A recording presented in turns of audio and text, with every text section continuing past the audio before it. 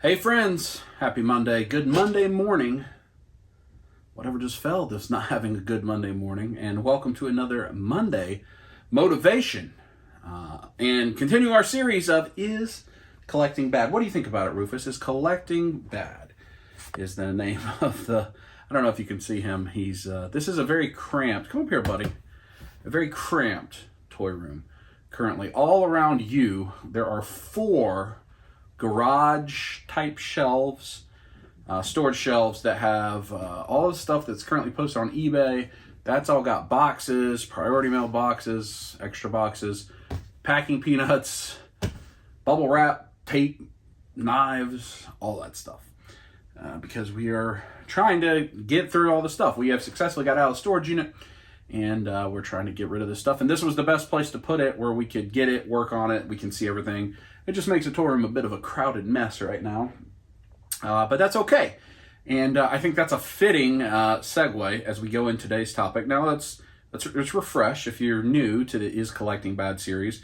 We've had, I think, 5 episodes so far. We had our Am I Collecting or Am I Accumulating? Talking about, like, is there a method, or are you doing things intentionally, or are you just getting stuff? We talked about, are we addicted? Is this a dopamine thing? Is this substance abuse, so to speak? Is it stressful? We talked about completionism, OCD, the rules of collecting. We talked about the influence of Saturday morning cartoons. And then last week, we talked about FOMO and really predatory marketing in FOMO. And I want to thank again everybody in all the comments, and these videos are seemingly very positive for most people. Are enjoying them, getting a lot of views and comments and likes and all that, and I appreciate it. And today we're going to talk about hoarding. Hoarding. Probably most of us have had someone at least think to themselves, if they see our collection space, or especially our garage or attic or storage space, is that person a hoarder? We're going to talk about that today. And then next week, we're going to talk about priorities. And the most common comment through this whole series has been, there's nothing wrong at all with collecting as long as you're paying your bills and not neglecting anybody, keeping your priorities straight, which I agree with. And we're going to talk about that next week, what that actually means, because that's where I think the challenge is in this. And then after that, we're going to talk about what people think about it in your life, and then what's an end point in collecting before we wrap it up. So several more weeks. I appreciate all the comments and suggestions. I'll continue to try to touch on those things. But today, it's not just hoarding, but it's hoarding and the nature of having extra duplicates and having to have a storage unit and all that stuff. Everything that comes along with collecting. So let's get into it. Am I hoarding? It's today's kind of question to ask yourself. And remember, in this series, I'm talking to me first and foremost. I'm trying to work through this stuff myself. As I, am newly engaged, and we're trying to plan a wedding and really plan the rest of our lives and all the things that we want. And what role does all this play in that future? And so this is more of an introspection of myself, and I'm talking out loud and asking myself questions that I think help everybody else. So hoarding. Am I hoarding? A hoarding disorder, here's a definition for the week. Persistent difficulty discarding or parting with possessions, regardless of their actual value. Difficulty discarding or parting with possessions, regardless of their actual value. This difficulty is due to a perceived need to save the items and to distress associated with discarding them. Now, right away, I don't think having a lot of stuff denotes hoarding. I actually don't think most collectors are anywhere close to true hoarding disorder. There probably are some. But when you get in this world of persistent difficulty discarding or parting with possessions, regardless of their actual value, I don't think that's true for most collectors. The vast majority. I think it's more of we do have a value on it, and that's why we don't want to get rid of it. Even if that value isn't monetary, right? If it's this completes my collection, or I need to keep the empty box for whatever reason. But there are symptoms of hoarding that I think a lot of us could recognize, and I know I can recognize them myself. Here are some symptoms of hoarding disorder. Inability to get rid of possessions. Most of us have probably sold our stuff, an amount of our stuff, so I don't think that's not true to me. I can get rid of stuff. I can give it away really easily. I have less desire to sell just because it's a pain in the butt, and you know, it's not about the finances, it's more about the space. But I don't have an inability. Experiencing extreme stress when attempting to throw out items. I don't think so. Anxiety about needing items in the future. That I may fall in the category, right?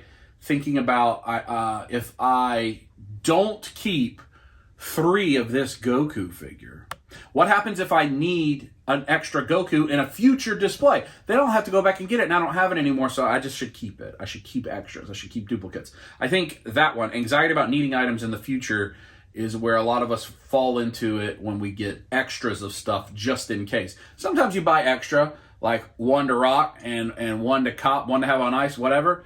Usually it's to try to trade or sell later, right? It's not that you just think you're going to bust out a second Bebop, right? But sometimes you do. You need extra characters and they're not available. So anxiety about needing items in the future. Uncertainty about where to put things. Now that's an area that I think a lot of us encounter. We keep accumulating stuff, we keep buying stuff, but we don't know where we're going to put it, and we don't have anywhere to put it. That's hard.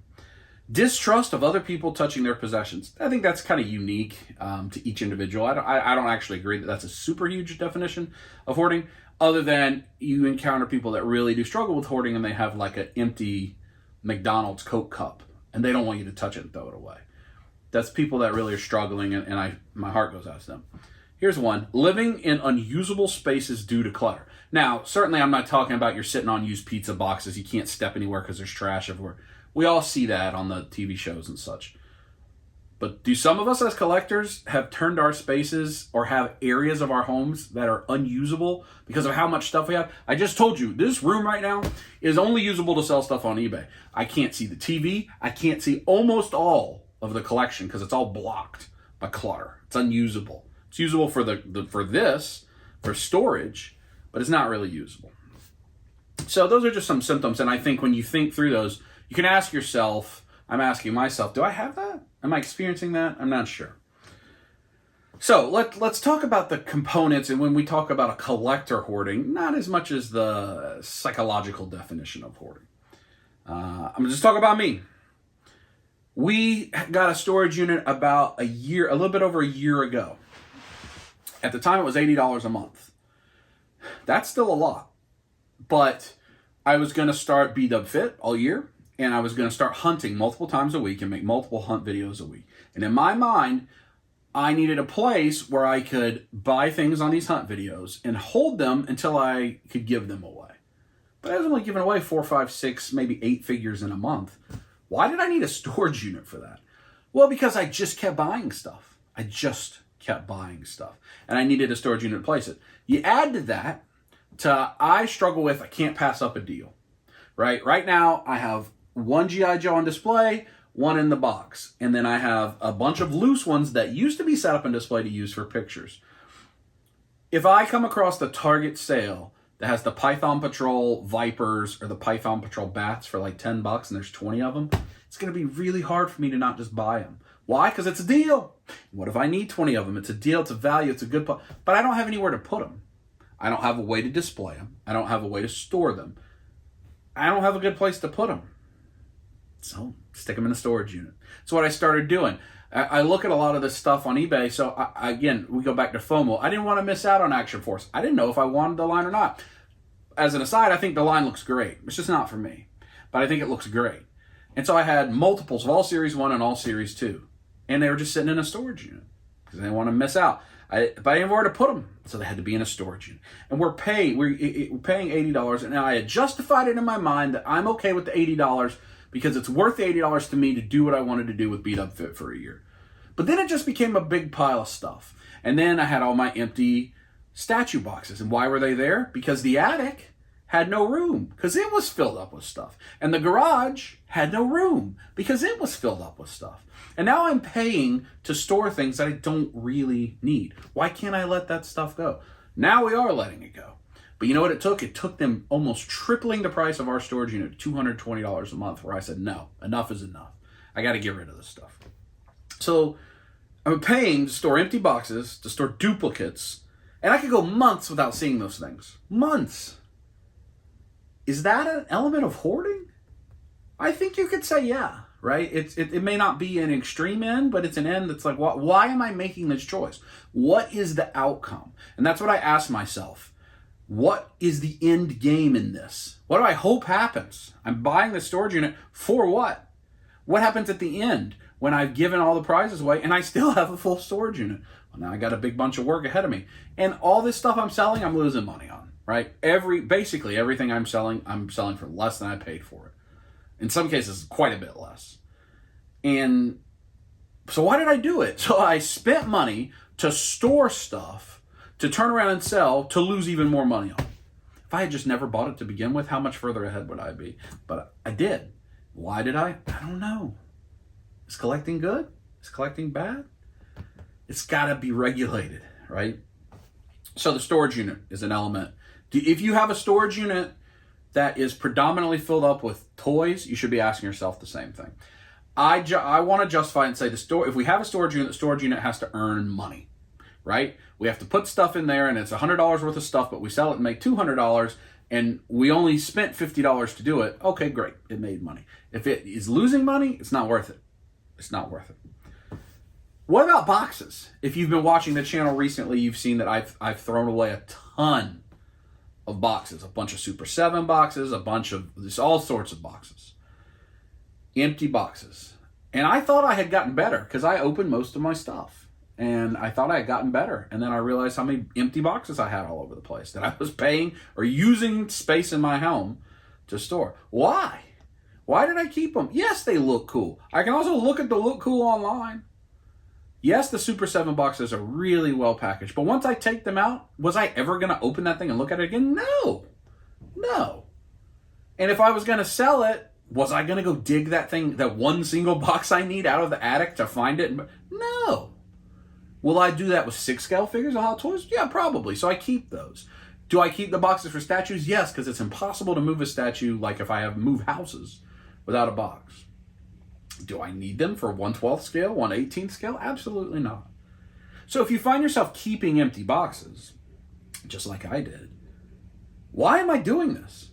Why am I spending money to store an empty box? Which ultimately, if you have a storage unit, even if your storage unit is filled with all sorts of other stuff that isn't collectibles, and you have another area of your areas that you can keep things filled with empty boxes, you're technically paying to store empty boxes, right? If you're paying to store something, and that something could be somewhere else, but there's empty boxes there, you're paying to store empty boxes. This is a hard truth. What about totes?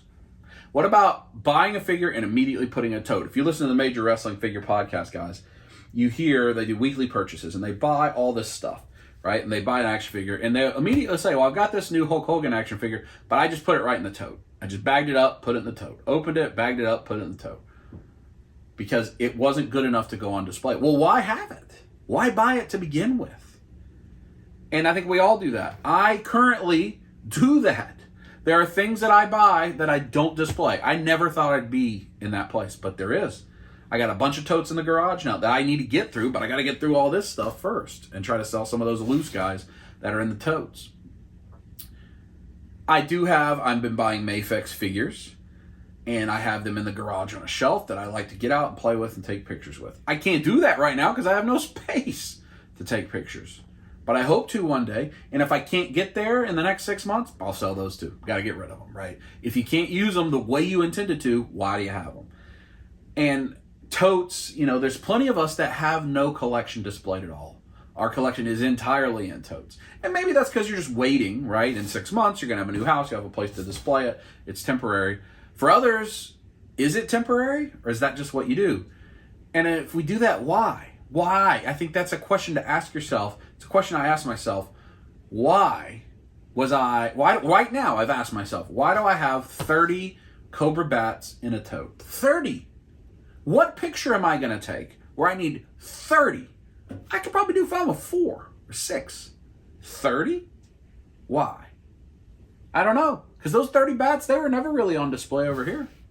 I just bought them and opened them and put them in totes. I don't know why I did that. And I didn't get them for clearance. I paid full price for those guys. So it's asking yourself why. So when you think about it, storage unit, keeping empty boxes, toting things up, Is that a form of hoarding? I think we have to ask ourselves and be honest that maybe it is. And is that good? I don't know. And if you say, well, I have to tote it, I have nowhere to put it, and I have to have this because what if I want it later and I can't find it? Well, then that goes back to the FOMO conversation, some of that stuff.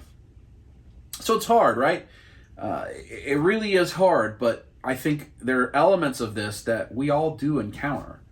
And I know I do.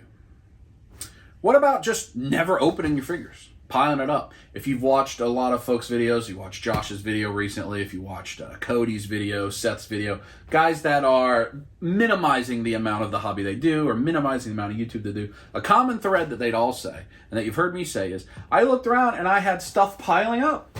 I hadn't opened. I had 8 Hot Toys and I've had them for 6 months and I didn't open them. Why am I not opening them? Why are they piling up? Why do I keep buying more if I'm not enjoying what I have? And I'm not talking about mint and box collectors. I'm talking about people that have a shelf to put them in and just aren't opening them. What am I actually doing? Why did I buy it? Did I buy it just to say I had it? Did I buy it just to know I had it? And it makes me feel better that I have it? Let's go back up to some of the symptoms of hoarding. Inability to get rid of possessions. Living in unusable space due to clutter. Uncertainty about where to put things. Anxiety about needing things in the future. I think there's an element of that, right? And all of us fall into one of those categories. If there is a person watching this, it's awesome. And congratulations. If you basically have one shelf for your collection, and every figure that you've ever bought is open, or that you still own is open and is on that shelf. And it's all contained. I know there are some out there that are like that. I think there are a lot of us that have rooms that or closets or whatever that you open up and go, nope, don't open that. Just keep that closed. And you don't even know what's in there. I know as I've been working through and selling some of this stuff, a lot of it I didn't even remember having. I don't know where it came from. That's not good. That's not good. So, beyond the element of hoarding, what about displaying? Displaying. So you're going to buy these things. You're going to spend a lot of money on these things. Let's not act like it's an insignificant amount of money. A lot of folks that are collecting are spending real money. More than your cell phone bill every month. Maybe more than your power bill every month. Maybe more than your car bill every month. On action figures. Collectibles of some sort. Comic books, art, replicas, something. Are you displaying them? And for me, one of the things that I really got to a place, even with the display that we've streamlined a couple times, is displaying gets stressful. Like right now over here, there's no room for any more G.I. Joe classified figures, even though I just have one of each on display, and they keep falling over and knocking them all over, and that just makes me mad. And my great Mythic Legions display downstairs, and I love Mythic Legions, one falls, it knocks 10 of them over. And right now, the 10 of them are just still knocked over, because I don't feel like dealing with it. Because as soon as I deal with it, another one's going to fall over and knock 4 more of them over. And I try to use stands and everything else. I just looked over here when I said stands because I have all my Thundercats on a stand. And I see Vulture Man on the ground, on the floor. It's just very stressful. When I sat down, something fell here, right? It's pretty stressful. It's pretty stressful. And it shouldn't be stressful. Why is it so stressful? Because I have too much. Right? It goes back to hoarding and clutter. I have too much. If I just had you think about a Detolf. I am envious and have never been able to be the person that has one hot toy per Detolf. You know what happens when you have one hot toy per Detolf? They don't fall over. Because you can use a stand, you can display it however you want to. I had 9 of them things crammed in there. And it looked bad. And it wasn't impressive the way it needs to be. But you know what? I needed all of the Thors. Not just my favorite Thor, all of them. Or maybe you can't afford to display. You'd like to have a nice shelf, nice lighting, whatever, but you can't afford to. But you keep buying new action figures every month. How do we get there? I've been there, where I just was making do with whatever random shelf I had in the garage. All right, I'm going to display these on this. Instead of, let me invest in some lighting and some shelves, make it look better. What if you just have no room? You have no room to put anything. But you're buying. It's all stressful. It's all challenging. And I used to think display would be fun. And I have fun when I set up my Dragon Ball displays until I run out of room. And I realize I need 2 more shelves, and then it's not fun anymore. And then I try to cram them all into one place. And then it feels like hoarding. It feels like clutter. And it isn't a beautiful, streamlined display. And so you make changes and you get rid of stuff, and it's over and over again. The cycle repeats itself. So this topic, I think, is one that we can all understand and relate to. But I think what will be of benefit is just to assess your situation. It's what I've been trying to do. And I sit in this room right here, and it's hard because it's just a mess all around you, and you can't, I don't think it's in frame. But I look over here at this shelf that I had a shelf space, a big shelf, clear for the NECA Turtle Van, the Super 7 Turtle Van, and the G.I. Joe Classified HasLab His Tank. I got all kind of crap on that shelf now. What am I going to do when those arrive? Those are huge vehicles. I look down here, my space, I bought a shelf specifically for the Thunder Tank that Snake Mountain could live on top of. It's full of figures now. Where am I going to put that Thunder Tank? That Thunder Tank's going to be here in a couple weeks. Assess my situation. I have too much. I just have too much. And I'm going to continue to streamline. That's what I'm going to do. I'm going to continue to try to get stuff sold and make sure that the available space I use for collecting shrinks, not grows. And that's something we're going to talk about more in the next week's topic when we talk about priorities, because you got to have space priorities too. So I challenge myself, what am I actually doing here? Am I just accumulating? Am I just hoarding this stuff? Am I buying 2 and 3 of a thing just because? Every Mafex figure that comes, I buy 2 of. Every one. Why do I do that? Well, in my mind I say, well, because it makes it cheaper. Cost per figure, because it costs Ami the same to ship 1 as it does 2. So if I can get 1 for $100 or 2 for $180, then I'm paying $90 a figure instead of $100 a figure. Well, that only matters if I either need to or if I can sell the extra one and make more than I paid for it. If I sell that one, if I got 2 for $180 and I sold the extra one for $90 on eBay after fees and everything else, and I make $70, well, I lost money. I end up paying more for the one than I ever would have. And that's what I mean by assessing the situation. What are you actually doing? It's really easy to justify in your mind. It's really easy for me to say to myself, I'm getting 2 because I'll flip 1 on eBay and I'll have it before Big Bad Toy Store does, so people will buy it at a decent price. And then I actually will make a little bit of money. I'll make my figure cost per figure go down cheaper. But is that what's actually happening? Am I sure that's what's happening with data? I don't know. If not, why am I buying 2? I think that's a question we just always have to ask ourselves. Why am I doing what I'm doing? Am I fill in the blank? Or am I fill in the blank? So take an assessment of your situation. Do you have empty boxes piled up? Do you have totes piled up? Are you in a storage unit? Do you not have any room anymore? Are you displaying the things you have? Figure out where you are. Because the point of this whole series for me is I do believe collecting is good.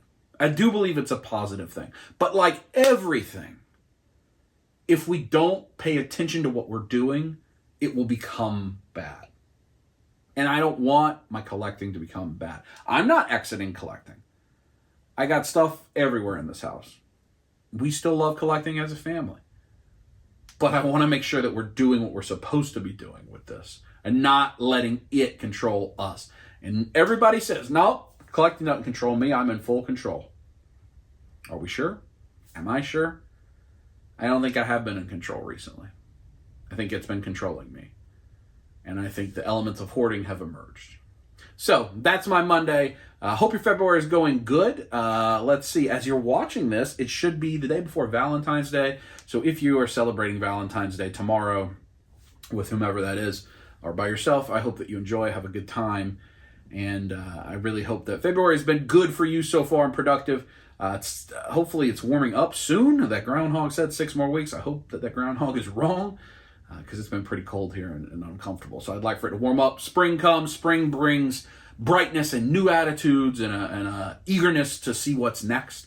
And I'm excited for that. So that's it for this week. Next week, we're going to talk about priorities, and I'll talk to you then.